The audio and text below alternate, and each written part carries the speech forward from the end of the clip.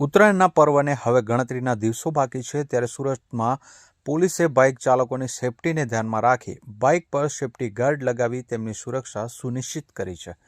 સુરતની રાંદેર પોલીસે જિંદગી જીવદયા અભિયાન ટ્રસ્ટ અને રાંદેર પોલીસની ટીમે અડાજણ ઋષભ 4 રસ્તા વિસ્તારમાં જે રાહદારીઓ પસાર થઈ રહ્યા હતા તેમને બાઇક પર સેફટી ગાર્ડ લગાવી અને ઉત્તરાયણના પર્વ દરમિયાન કઈ રીતે સાવચેતી રાખી શકાય તે અંગે માર્ગદર્શન આપવામાં આવ્યું હતું।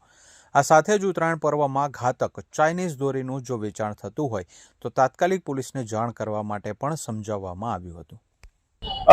Rander PI RJ Chaudhary MK Goswami Rander police station અને અમારી રાંદેર પોલીસ સ્ટેશનની પૂરી ટીમ અને સી ટીમ સુરત શહેર પોલીસ કમિશનર શ્રી અનુપમસિંહ ગેહલોત સાહેબની સૂચના અને માર્ગદર્શન હેઠળ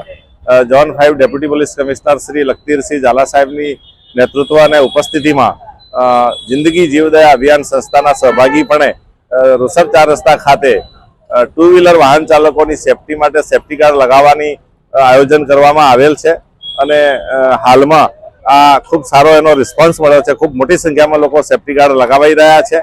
અને અમારી આ પ્રસંગ નિમિત્તે પ્રજાને અપીલ છે કે તેઓ પોતાના વાહન પર અવશ્ય સેફટી ગાર્ડ લગાવે તેમજ રોડ પર નીકળતી વખતે પોતાનું વાહન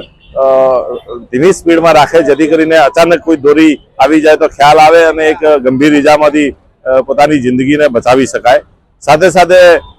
આ જે સંસ્થા છે જિંદગી જીવદયા અભિયાન એ સંસ્થા ઘાયલ પક્ષીઓની પણ સારવાર